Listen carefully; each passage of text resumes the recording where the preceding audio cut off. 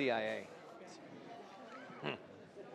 Oh. All right, so Should I go quick? it is customary for the father of the bride to start the toast and the speeches for the evening. So I take my responsibility very seriously, and I leaned on my teacher background, so I did some research.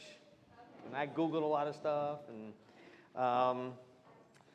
I crafted this speech based on what I found. And as most of you know, I can get a little long-winded. Sometimes I can get off topic, right? So I created a bullet point list of the 5 must-have components for a Father of the Bride speech. So here it goes. My handy-dandy notebook, right? Number 1, welcome all of the guests, including some that could not be in attendance today. So, it says, no one day is perfect. There are people who were supposed to be here today, but due to unforeseen circumstances, they could not be here with us. First, I would like to mention Kyle's dad, Keith, who is sadly no longer with us. I would like to say how proud I know he would be of you.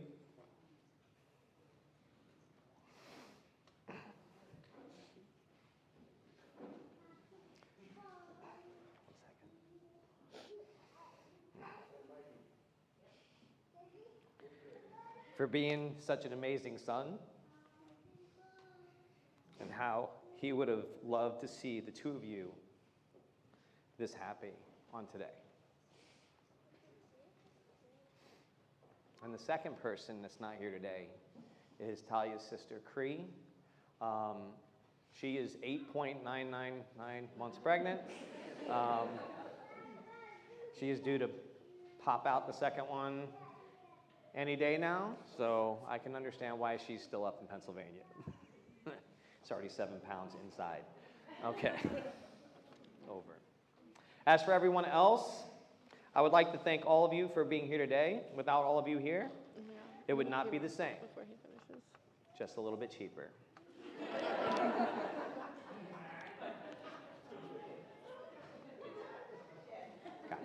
All right. In all seriousness, thank you for sharing such an important moment in Kyle and Talia's lives.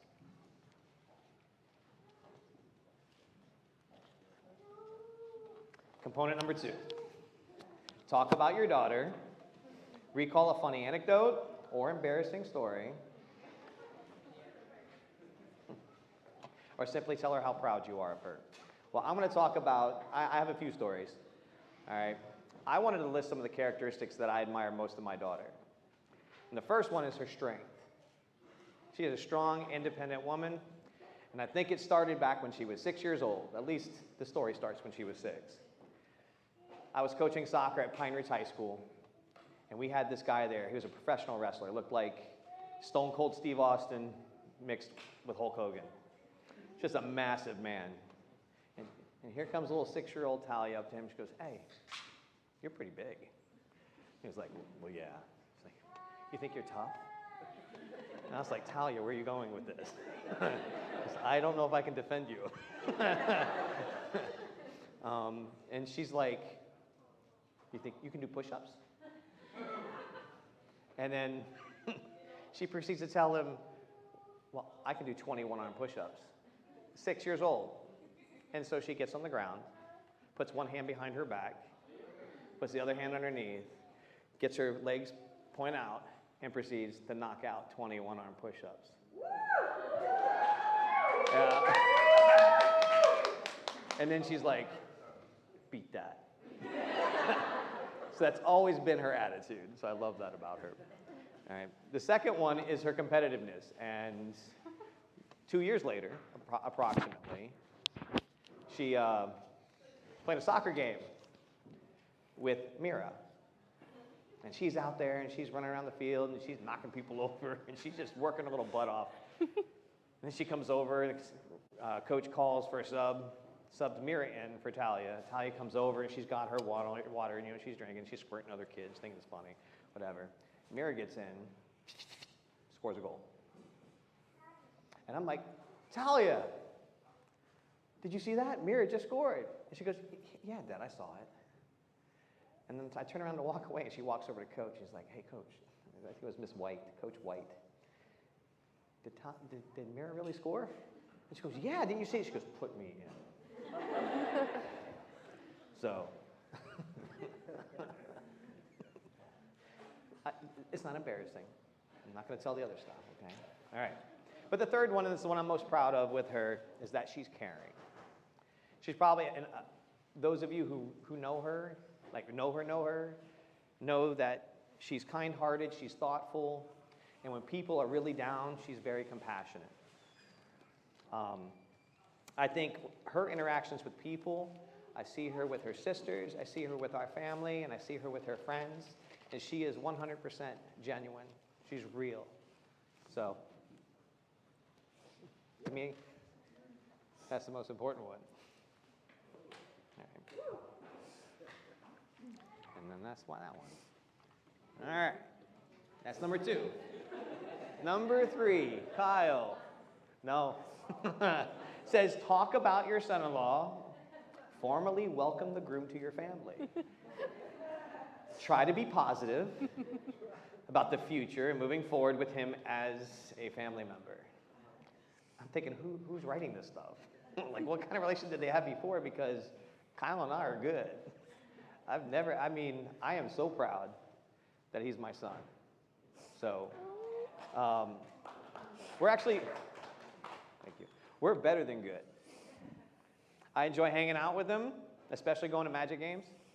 I think I converted him because he wasn't LeBron James, Cleveland Cavaliers, I don't know. We both went to the Magic games wearing our Heat uniform because we thought, he liked LeBron when he played for the Heat. And so we would go to the Magic games representing the Heat. And then now we represent the Magic. So, hey, we're growing together. All right? So I think he's converted. It says over.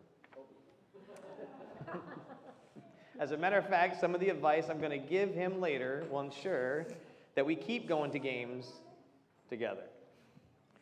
Kyle, you make the perfect addition to our family, and I'm so excited to call you son.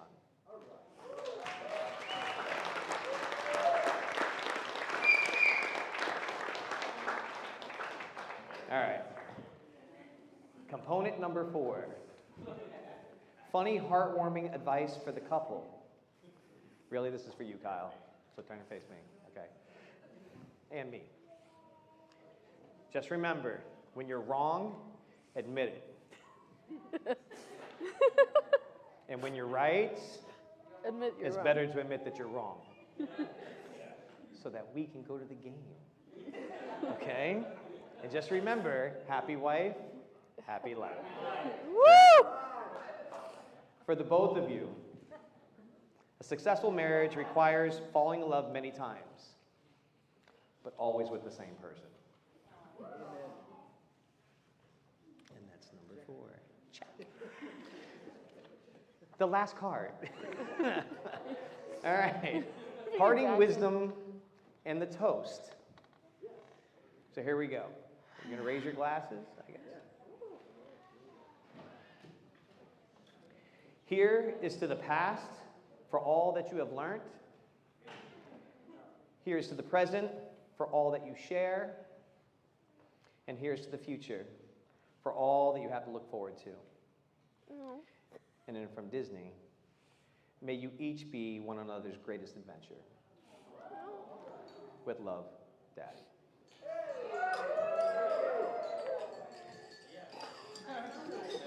Check.